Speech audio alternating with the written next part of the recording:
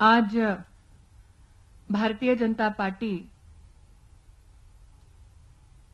संगठन के माध्यम से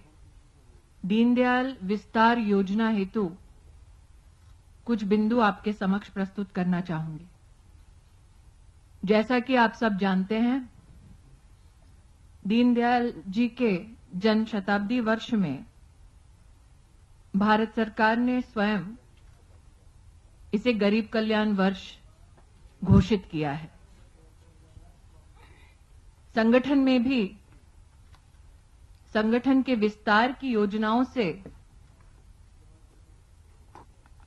कार्यकर्ताओं को जोड़ते हुए दिल्ली में हुई राष्ट्रीय कार्यकारिणी 6-7 जनवरी में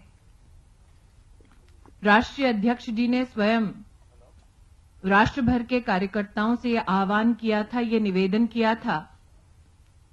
कि जो कार्यकर्ता अपनी राजनीतिक पृष्ठभूमि छोड़कर निजी जिम्मेदारियों को त्याग कर संपूर्ण समय संगठन को समर्पित करने की क्षमता रखते हैं, इच्छा रखते हैं, वो दीनदयाल उपाध्याय विस्तार योजना से जुड़ें। आज एक कार्यकर्ता के नाते मुझे ये कहते हुए हर्ष है कि हमारे राष्ट्रीय अध्यक्ष के आह्वान को स्वीकारते हुए करीबन 3,68,000 कार्यकर्ताओं ने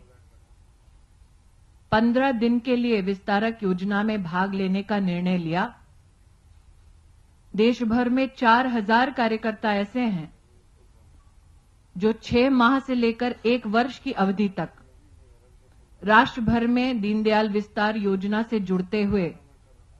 बूथ स्तर पर स्वयं जाएंगे। बूथ स्तर पर पहुंचकर कार्यकर्ता हूं या नेता हूं, समाज के हर वर्ग से वो संपर्क करेंगे, कार्यकर्ताओं के साथ उनका संवाद रहेगा और साथ ही बुद्धिजीवियों के साथ भी उस बूथ पर पार्टी के विस्तार को लेकर, दीनदयाल जी के जीवन को लेकर, अंत्योदय के विचार को लेकर और भारत सरकार की उपलब्धियों को लेकर चर्चाओं में, संवाद में वो शामिल होंगे। भारतीय जनता पार्टी का ये सौभाग्य है कि जनप्रतिनिधि हो या पदाधिकारी हो, सभी हमारे नेतृत्व का गुण यह है कि जो संगठन के विस्तार की योजनाओं में कार्यकर्ता से अपेक्षा की जाती है, उस अपेक्षा पर स्वयं पार्टी का नेतृत्व भी खरा उतरता है। माननीय प्रधानमंत्री जी के आशीर्वाद से भुवनेश्वर में हुई राष्ट्रीय कार्यकारिणी में आप सबने देखा कि दीनदयाल विस्तार योजना से संबंधित सभी जानकारियां एक पुस्तिका में प्रधानमंत्री जी के आशीर्वाद से प्रकाशित हुई और संगठन को समर्पित हुई। राष्ट्रीय अध्यक्ष जी ने स्वयं भी निर्णय किया कि अगर संगठन में हम अपेक्षा करते हैं कि कार्यकर्ता बूथ तक जाए, तो कार्यकर्ता के साथ कंधे से कंधा मिलाकर राष्ट्रीय अध्यक्ष भी स्वयं बूथ की इस विस्तार योजना से जुड़ेंगे। 15 दिन का उनका प्रवास उन्हें 5 प्रदेशों में ले जाएगा: बंगाल, उड़ीसा, लक्षद्वीप, गुजरात, तेलंगाना। हर स्थल पर राष्ट्रीय अध्यक्ष जी स्वयं 3 दिन बिताएंगे और उनका राष्ट्रीय दौरा कल बंगाल में स्थित नक्सलबाड़ी बूथ नंबर 93 से शुरू होगा। अपने आप में संगठन की शक्ति का प्रमाण यह है कि हमारे राष्ट्रीय अध्यक्ष स्वयं एक ऐसे स्थल पर, एक ऐसे बूथ पर जा रहे हैं जिसका एक इतिहास रहा है लाल हिंसा की क्रांति का, जिसका इतिहास रहा है जहां संगठन के कार्यकर्ताओं को वर्षों तक नक्सली हिंसा के सामने संघर्ष करना पड़ा। और ये संदेश है हमारे सभी कार्यकर्ताओं को कि संघर्ष की घड़ी में,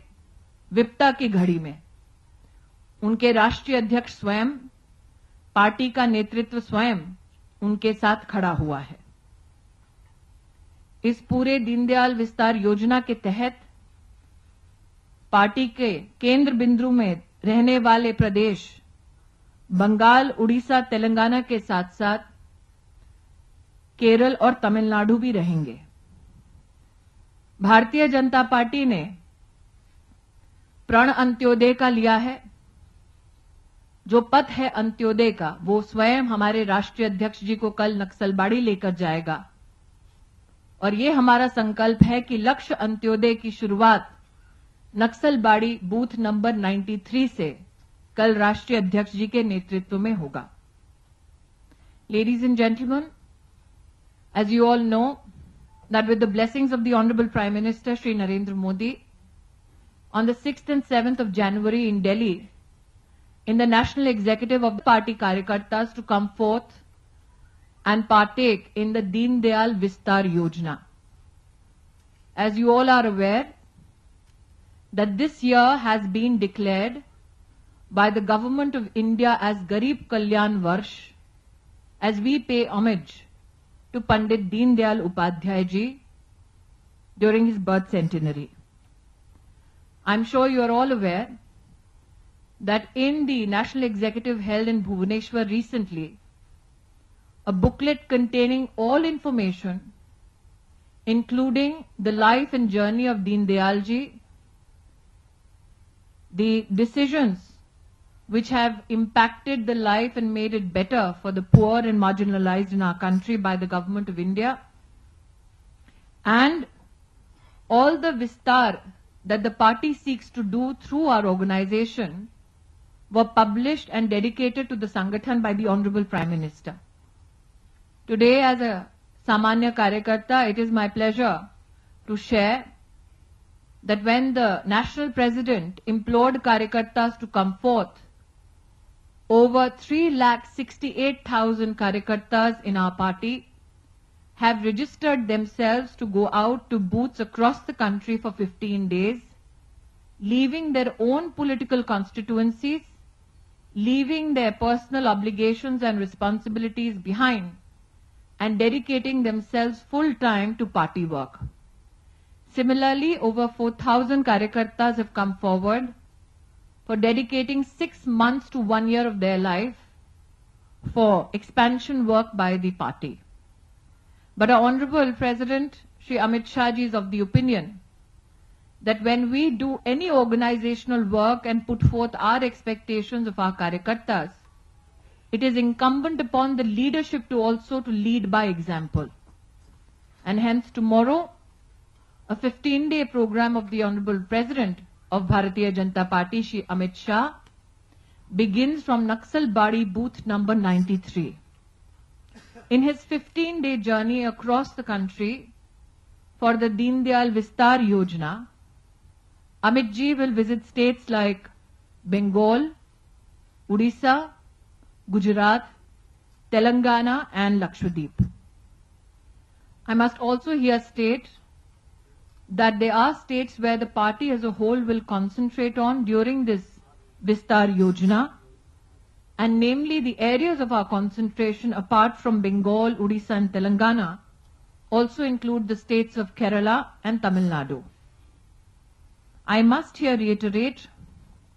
that as Karyakartas of the Bharatiya Janata Party, we have witnessed, especially in areas like Naxalbari, our Karyakartas have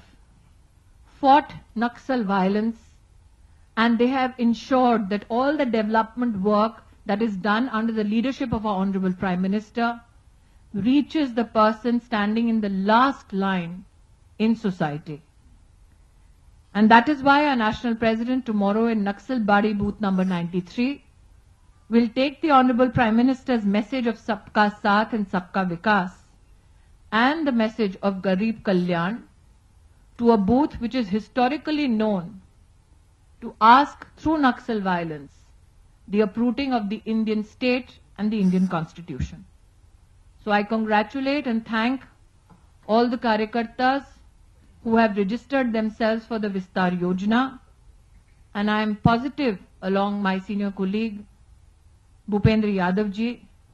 that this leadership by example set by our national president will reap very rich dividends for our party and our organization. राष्ट्रपति जी आज मुझे बता रहे थे कि पहले सोच थी कि आजादी की जरूरत नहीं, पहले सोच थी कि हम अंग्रेजों के साथ,